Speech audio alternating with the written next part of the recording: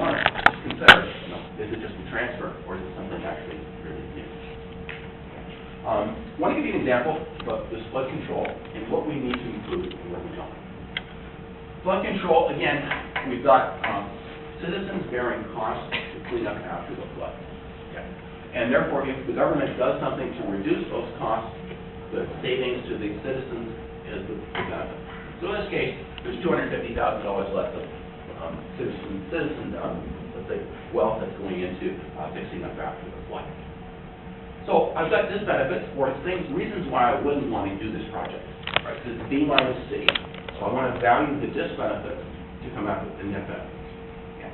Well, the first one I'm going to want to look at is this loss of agricultural land. Okay. So you're going to put up a dam. What was a wonderful farmland is now no longer. That is an external technological effect in that the agricultural value of that land is now gone. It's definitely included as a disbenefit. But then you may argue, well, aren't you putting people out of work? Right? Because if the government doesn't do this, you've got this industry, contractors, subcontractors, that are earning a good living cleaning up after the flood. Right? So put this flood control project in, aren't you putting them out of business? And maybe that's a disbenefit. Is that something I should consider? Where does that normally leave me? Well, anytime I try to, let's say, minimize the damage that Mother Nature does, I'm putting people out of work. But isn't it really a zero-sum game? Because what the contractors are losing is really what we're trying to prevent the private citizens having to pay. Okay. And so it's a net of really zero in the sense of society as a whole, right? The citizens having to pay for this damage being fixed up, lose $250,000, and the subcontractors gain $250,000. So from society, it's basically a net of zero. Anytime you would never do this project if you worried about putting people out of work, fixing up after Mother Nature. Yeah. And so we wouldn't include the flood control on the $250,000 worth of lost contractor trade as a result. Or should never do any of these projects. You might want to include some of the profit that they make, that's perhaps a tangible value of the job. But generally, we don't worry about that sort of thing. Right? So the benefit is citizens don't have to pay $250,000. And the fact that we're putting people out of work that would have done that work generally is not considered. Okay, so going to sort of keep that in mind. So sometimes the hardest part of this project is not the actual number crunching, it's just deciding where to slot all of these things in terms of what makes sense in terms of benefits versus costs. Okay. This is sort of an obvious why. Don't count your benefits twice. And this is an example out of the textbook. And basically, this is a study that was actually being done. And they looked at the loss in terms of the, so this was basically, if you have a preventable accident, you put people out of work. If you had prevented it, spending money to prevent it, you have all of this labor that is magically appearing in the workplace because they're not getting necessarily injured. And this analysis basically looked at it from what is the loss to industry as a result of these preventable accidents. And when they did that, they counted the loss to the person themselves, the fact that they're losing, and then they included that same loss from an industry point of view. Okay, so they just made the mistake of counting the same. Well, the benefit is, of course, is you don't get injured, so there's no loss. Okay. So in this case, they counted it twice. So obviously, you don't want to do that. Now, it's a lot like the Skydome example, or Rogers Center example that I did, in the sense that when the Metro Toronto Convention Center did that study, essentially they were counting the benefits twice. Because they looked at all of the benefits of the Skydome at the time, and they didn't then subtract all of the benefits that were here as a result of all the existing facilities. Right? So they really counted them twice. What they should have done is said, well, we've got all of these facilities now, right now, how much more does Skydome bring? And that's a much smaller number. Okay. So we're being careful in terms of just focusing in on, from an incremental point of view, what's the nature of the change as a result of my project? Okay. Now, another sort of topic here, and this gets back to this notion of the government trying to take a long-term point of view. And to do that, social time value money facilitates that. Because again, private sector, we've got higher interest rates, much more short-term perspective. And this is an example that hopefully will illustrate that. And then comes up with the question, well, now that we got the money, what do we do? Okay. So let's look at it from the first point of view. So again, just to remind you, what we're trying to do is consider, from an interest point of view, the initial social time value money, social time preference rate, as being fairly low. That will give government a long-term perspective. Simply because the higher the interest rate, the less will the future value, the present value of the future benefits, let's say 25, 30 years from now. That factors in very, very little if you have an 8 or 10% rate. But if I look at the project then from the other point of view, that all of those projects can't be afforded and use a much higher interest rate, what does that do to the selection process? So that's what this example wants to illustrate. Okay. So initially, let's look at it with a social time preference rate of about 5%. And I've got these two projects, and just the way that I've set it up here, for illustrative purposes, they're one-shot projects. So we either do A or B, they're mutually exclusive, and we can't, for whatever reason, repeat A. So with A, we basically get benefits for 15 years, and with B, we get 30 years. Okay.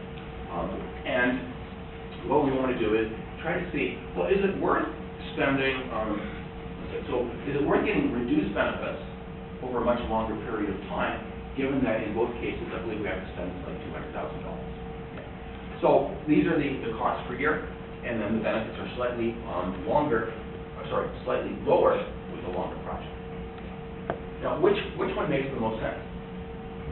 Well, if I use, in this instance, benefit minus cost, okay, I'm going to start with the social time value money, social preference rate of 5%. And this is simple B minus C example. So I've got a $200,000 investment for both. Okay, that's at the time T equals 0. And then I'm just looking at the net benefits. And see, there's a digit missing, 111,000 versus 150,000. Now, which one makes sense? Well, project B makes sense.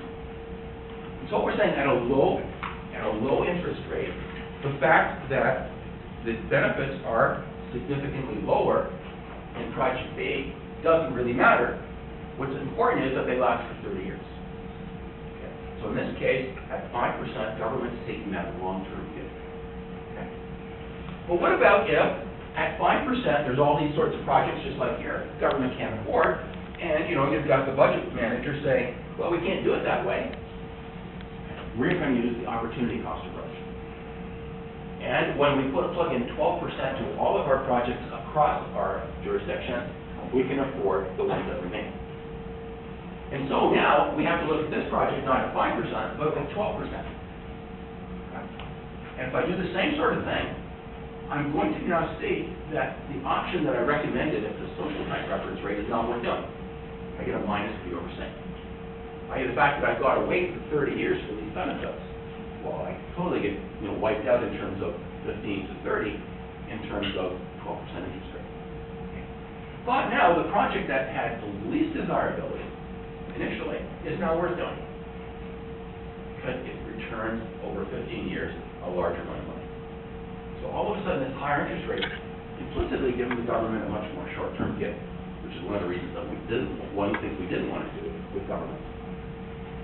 And so here, the recommendation would be, yes, this project's worth doing, and project alternative A is the way to do it. And so we get the $200,000. Now, as a project manager, it's an interesting question. Now that I got the money, what should I do? A or B? Well, if indeed we want a short-term return, then the answer is A. But given that we have the $200,000 to do the project, perhaps B is the best way of doing it. And then it becomes sort of an intangible thing. Do I decide or try to get the approval to do A instead? Or what do I want to say? B instead. Okay. So purely economic, the answer is yes, we want to do it. And alternative A is better at 12%. But given that it's worth doing, should we, given the money, take the longer term view? That's important. So the key thing here is the higher the interest rate, the more short-term the view. Which is not what you want to do with governments. Okay. Now, what we've found over the last decade or so, as governments are now taxing their citizens to their max, And they're borrowed to the max. And they still have lots of demand from citizens saying, why don't we do this? Why don't we do that? Well, one way to balance the budget is to start charging. Okay, so now, you're taxing them, you're borrowing, and now you're charging them. Okay, and hopefully, be able to do the things they want to do, your citizens want to do. I want to suggest to you that you've got to take the charging aspect of it, you have to look at it from a number of different perspectives, because it may not necessarily be a net benefit. Like I guess in Ontario, all of our roadways haven't had a toll on them for probably about 25 years, until it was decided that our Highway 401 across the sort of north part of the city was far too busy, and there was no money to build an alternate route. And so Highway 407, the electronic toll road here in Ontario, was funded based on fees. Okay. And so, you want to drive on that road, well, you got to pay. Okay. And it was sort of interesting that they had 6 months when it was for free. And the 401 was absolutely wonderful, because everyone was driving on 407, and there were no delays, and it was absolutely wonderful. They turned on the charging, and all of a sudden, 401 was absolutely clogged again, because people didn't want to pay. Because they thought, hey, I'm already paying for these roads, why should I have to pay? So everyone's now sitting on the 401 because they don't want to use 407 anymore. Okay. But from a public point of view, having 407 as a free facility benefits the citizens, because no one was sitting in traffic. But of course, there was no money to pay for it. So now if you pay and use 407, like I said, you get where you want to go without any congestion. Too bad all roads can't be like that. For free. So, how does that factor in? Well, I wanted to show you an example that is not as apparent as it might be initially. Charge, you get revenue, it makes life easier. And there are a couple of things here, issues. One, you may not actually have the desired effect. And two, the difference between benefit over cost ratio and B minus C might skew things for you. Okay, and we'll give you a couple of examples of that. So first of all, this is a public park. Okay, and it's recreational, and that's what government certified. Public park has 10,000 visitors, and right now it's free. Okay. The EUAC, remember, that's equivalent uniform annual cost, so the cost of maintenance is essentially $20,000 a year. And we now have to figure out, well, what are the benefits to the public? Well, this is where it's not necessarily obvious. But let's say we've done a study, and people value the benefits here to the tune of $3 a piece. So in other words, if that park wasn't there, they may go somewhere and pay $3 for enjoyment. It's a subjective thing, but we need some number. Which then suggests that for the $20,000 worth of taxpayer money being spent on each year, that the people using the park get $30,000 worth of benefits, i.e. the over 1.5. So it's a good project. In terms of the B minus C method, well, the net is $10,000 a year worth of public good. Okay. Now, the way to look at this is, as a citizen, I use the term, I get the freebie benefit. So I get the freebie benefit of $3 a visit. Right? In other words, I've already paid it through my taxes, and it's no incremental cost to me. So being a citizen means I get $3 worth of enjoyment using this park for free. Okay. Now, many governments have had programs for their public employees, which are sort of profit sharing in a sense. Come up with some really good ideas to help us bring in revenue, and we'll give you a bonus. So some very bright public servants said, well, this park is free, and nothing in life is free. Let's start charging. And this person's idea was, people value this to the tune of $3. Let's give them a bargain. Well, it's a bargain right now, it's free. Let's give them a bargain and only charge them $1.75. So they're getting something that's worth $3 to them for $1.75. Which means net benefit per person is $1.25. So coming back to this, as a citizen, a taxpayer, I'm getting a freebie benefit of $1.25 every time I go into the park. Right? If I had if it was a commercial park, I'd have to pay $3 to use the park. Okay. Now all of a sudden, this really looks good, because the government now has $17,500 worth of revenue. So they're paying for most of the operating and maintenance. Cost the taxpayers are nothing. And this is always sort of common sense, right? Why not have the users pay for the facility? Higher than the general taxpayer. So the people using the facility pay for the facility. And this public servant gets a bonus. You've now got this project returning the overseas cost. For $1 put in, there's $5 worth of benefit to the public, and it looks really good. So B over C would put this project in one light.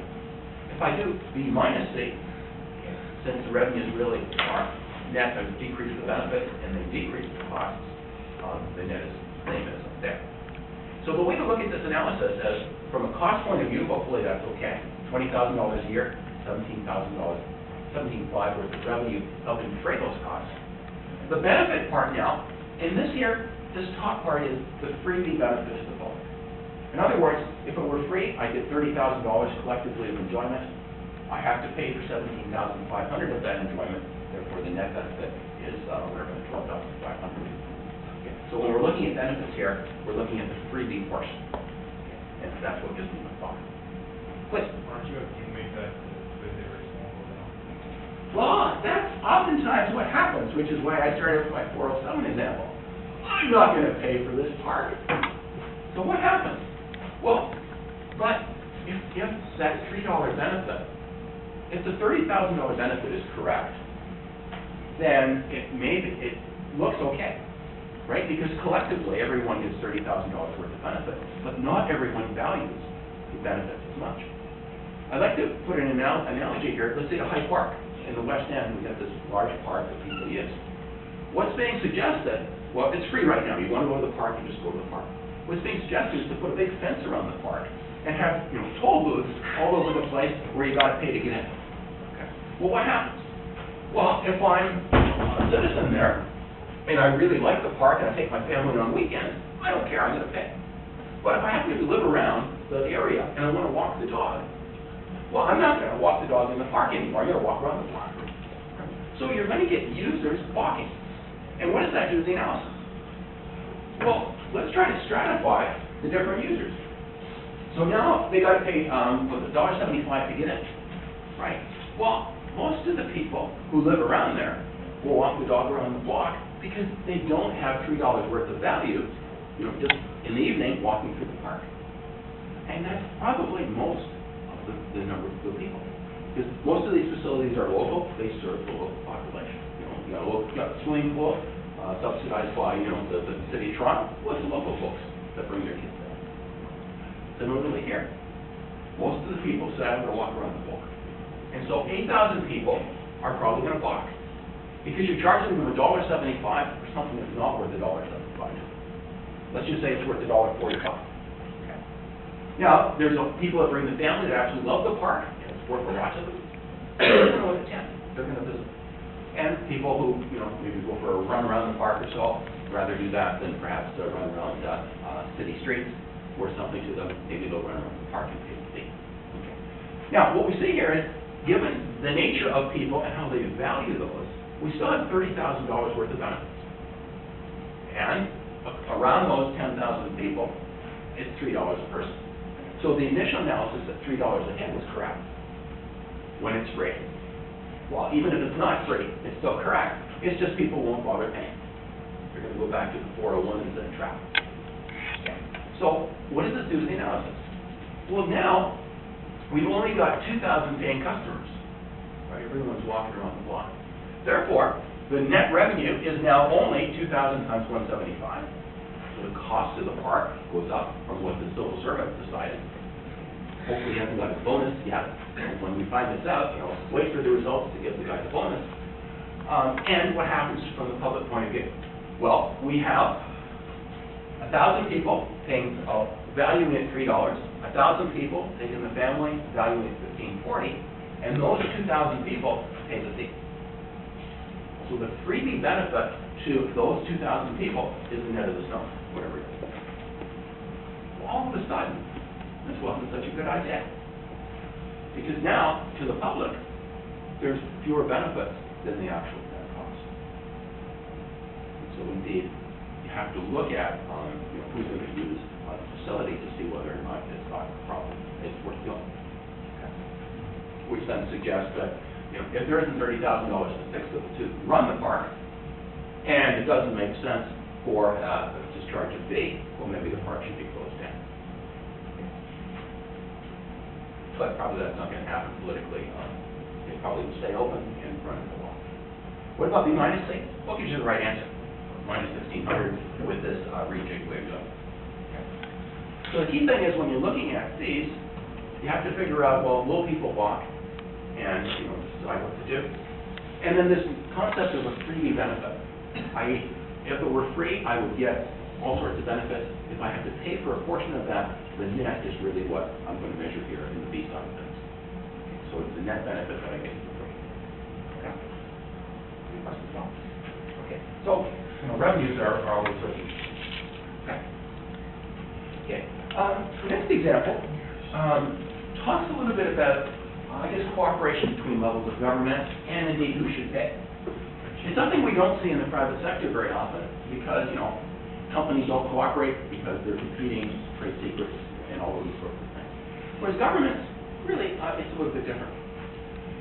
Again, think about the levels of government we have. We have city governments elected to do local things, provincial governments with larger jurisdiction, and then, of course, the national government. This is an example where I'd like to illustrate that point, where I've got a local government and a provincial government perhaps cooperating to the betterment of both their citizens. So it's not really exploitation. If we do this, it's better for both. Okay. Now, how do we do it? Well, this is an irrigation project. So think about jurisdictions. Okay. More than likely, irrigation is a local concern. So let's say this is an agricultural jurisdiction and there's not enough water for the farmers. They want to do this project, which probably means the local taxpayers will pay. And what they often do is, if you're benefiting from a public project that's very specific, you get a surcharge on your property tax for the next 10 or 20 years. And that's the way it's paid for. So it's paid for through tax revenues. So the local government would be responsible for irrigation. Now, flood control oftentimes is at the next level up, the provincial government. Because a local government, flood control, a local government would never pay to help someone else out, because they're not voted by someone downstream. So the flood control is likely provincial. And, you might think of it this way. You might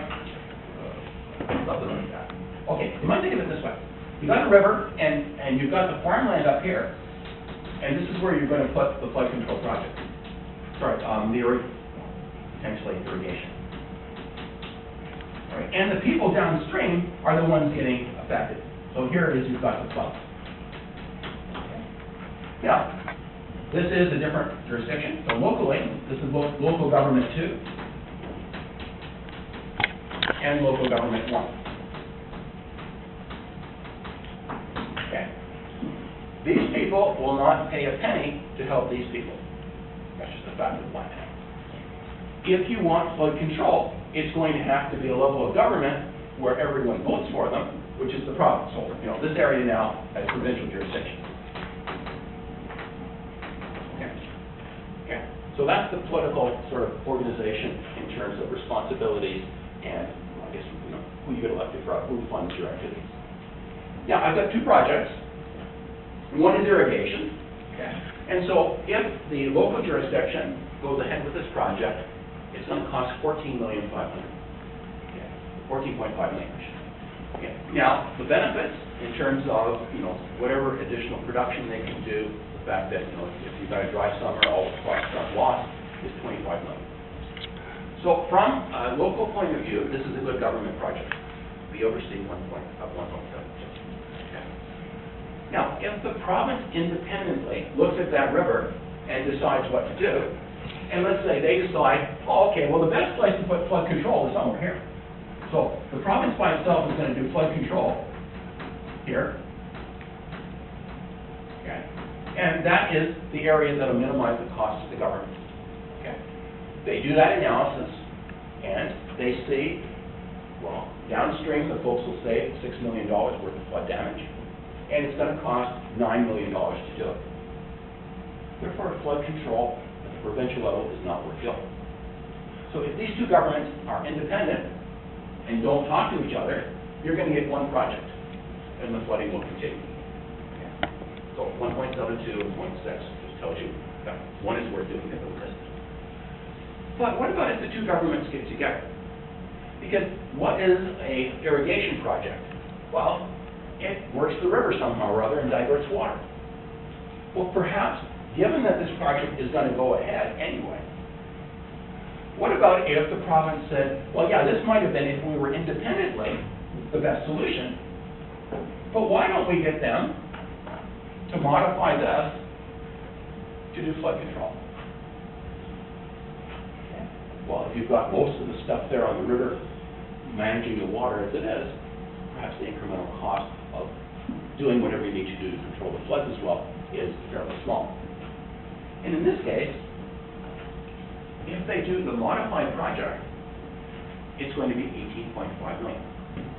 So there'll be irrigation plus flood control, which will cost $18.5. So, moving the facility from, here where it was going to cost $9 million up to here adds $4 million. Okay. But the governments have to cooperate. And so, is it worth doing? Well, remember, this is the overseas, so you have to do it incrementally. And so, the first $14.5 million versus do nothing is worth doing. Irrigation is worth doing. Given that irrigation is worth doing, spending an additional $4 million to gain $6 million worth of flood control benefits is also worth doing, assuming the two governments do it together. So all of a sudden, we have now both things which benefit the public happen, only because of cooperation. Okay. So now the issue is, well, who pays? Well,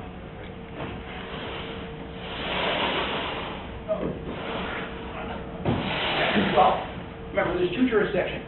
So the first thing that Mr. McGinty, who is heading up the province, is going to say, well, it's been a pleasure doing business with you folks up there, and I see it's cost you $4 million. So the province is going to say, I'm going to give the local government $4 million. Thank you very much. Okay. And is the local jurisdiction any worse off? Well, if they hadn't, dealt with the province, it would have cost $14.5 million for $25 million worth of benefits. Now it's going to cost $18.5 million, but the province has given them $4 million, so it's going to cost $14.5 to them anyway, right? So they're no worse off. But if I were, the mayor of this jurisdiction, I would say, oh, no, that's not acceptable. You got, what did you get? $6 million worth of flood benefits. I'll start even better. It would have cost you $9 million to build that facility by yourself, right? So this is now the local government talking to the province. Give us $9 million. Well, of course. So $9 million would be, I guess, the first request from the local government. And of course, the province would respond, yeah, you're right, but we didn't build the facility because there isn't enough benefits. Okay. Well, then the local government would say, okay, well, we understand that, give us $6 million.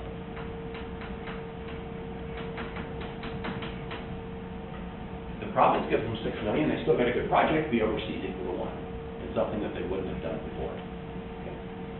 So there's going to be some to and fro in terms of, well, what is the transfer payment from the province to the local government? And presumably, it's going to be bounded between $4 million, because the local government is not going to pay for doing flood control. It doesn't benefit them. Local government 1 versus local government 2. So it's going to be between $4 million and $6 million. Okay. And this would be from province to local government. Okay. More than likely, it's going to be closer to 6 than 4, because the folks in local government 1 jurisdiction vote the province in as well, or votes in the politicians at the provincial level. The province has deeper pockets, and of course wants to be seen helping out local jurisdictions. Okay. So the answer might be that the province is going to give them $5.5 million. Okay. And of course, there's going to be a photo shoot, photo opportunity with the premier and the mayor there. We're helping you out and what have you. It's just the way politics is. But let's say there's a $5.5 million transfer. Okay. So neither party got what they wanted. Okay. Are both parties better off? Well, let's look at it from this point of view. The province got $6 million worth of flood control for 5.5. Right? So this is the province fee. Well, that's good. Right? That's greater than 1. Okay. Right? And what about the local government? Well, the local government was going to spend $14.5 million, right? Right? But now because they've gotten in with the province, they are going to increase their expenses by $4 million, but they're going to increase their revenue by 5.5. So they have a net increase on their part of the facility of revenue of $1.5 million. So their net cost now, $13 million. Right? Because they basically are spending an extra $4 million to do flood control, right? And they're getting $5.5 million in to pay for it. So their initial investment has to go, it goes down from 14.5 to 13. And then what about the overseas, the local now? Well, it's even better. Because they're still going to get $25 million worth of benefits, and it's only going to cost them 13 million. So even though both parties didn't get what they wanted, both publics are better off. Okay. So what you see is, control there are projects where there are cooperation possibilities to benefit both jurisdictions. And you wouldn't see this in the process. Okay. And of course, the political process will then determine who pays what. Okay. Okay. Now, in terms of your analysis, just get back to the technical side of this. What do we need to do? I suggested to you that in a B over C approach, okay, well, one, you have to quantify everything in dollars. Okay. But secondly, if you all you did was to do the B over C of these individual alternatives and check and select the biggest number, you're not necessarily getting the right answer. Okay. So if I were to look at these two projects independently, irrigation plus irrigation and flood control, I would choose the irrigation project if I only chose the project, or use the method to choose the project with the highest B over C. That's the wrong answer. So I have to do it incrementally. When I'm doing it incrementally, all I'm doing on the incremental investment, again, this is just like the internal rate of return, is testing to see whether or not it's acceptable. And my measure here is the incremental dollar ratio greater than 1? So if I look at the two steps here, my first step, and then this is assuming that, this is just at the margin. Okay, we haven't talked about transfer dollars yet. But 1.72, and then if you look at the combined incremental project, it's 1.5. And you might say, well, 1.5 isn't as good as 1.72, and therefore, let's not do the joint project. The test really is it better? Is B over C greater than 1? So on the incremental, you just want to make sure that your return is greater than 4 million. Okay. So the absolute numbers are not important. It's just a test against whether B over C is greater than 1 or not. Okay. So we don't worry about the magnitude of the numbers, we're just testing it against 1. Okay. So just keep that in mind. And don't do them individually. Okay. Okay. Okay. I want to just touch on this example next day, but key thing here is that the two methods, B over C and B minus C, can give you sort of different representations of the same project. And which one you want to choose, of course, is what you're advocating. Okay. B over C can be skewed to make a project look really, really good. Okay. And if you're not, if you're accepting that argument and not really understanding what's going on, it may look like a really good project, but it's not. And this is an example of one where the B over C, looking at it initially, is 8. Okay. And then when you really step back and say, well, what's really happening? It's really 1.54.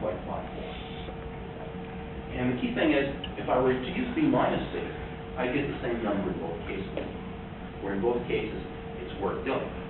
It's just it looks sort of different. In one case, it looks like a really outstanding project. This is an example, and it can be loosely and translated into a Canada Post, where Canada Post very recently, well, I guess perhaps a decade or so ago, decided that they didn't want to deliver mail to homes anymore, local delivery, for the reason that mail carriers make an awful lot of money. They've been very, very successful in their union and striking activities, and they make a very, very good wage. And they basically sort of price them out of the marketplace in terms of delivering mail. So what they wanted to do was to find a more cost-effective way. And so what they decided, because it's very hard taking away things from people, is every new subdivision, rather than having door-to-door mail delivery, would receive a mailbox. And there would be a centralized mailbox, and everyone would have to pick up their own mail. So from Canada Post's point of view, it was really great. You know, you put someone in a very expensive person in a truck, you drive them up to the mailbox, they very quickly put the mail in, and then you have all the citizens picking up their own mail, rather than having this mailman go to all of these 50 or 100 houses. It's very, very time consuming. Okay. And you might look at it from this point of view. The benefits to the public, where the public is the folks who are using Canada Post and paying, I don't know, 54 cents a letter or so, would be lower costs. Therefore, a stamp might cost 52 cents rather than 54 cents. We all benefit in terms of lower cost of having this mail service. Canada Post is a monopoly. Disbenefits are to, of course, the owners, homeowners, who now have to go and pick up their mail. The cost is very low. Okay. And so think about now, that's a really good project. It has a ratio of 8. But think about what happens if the people being disbenefited actually have a voice and can force the government to compensate them for it somehow or other. And think about how people who have to pick up their mail might be compensated. If that were the case, the second view of the project looks not nearly as good, 1.54. It's still worth doing them. Mailboxes are all over the country now, but it's not nearly as good as initially thought. So next I want to talk a little bit about how we might modify the benefits to reflect the disbenefits and compensation to folks, which then make the project overall a lot more expensive as far as the government is concerned, and perhaps not worth doing. Okay, so see you next day. We'll talk about cost-effective integration.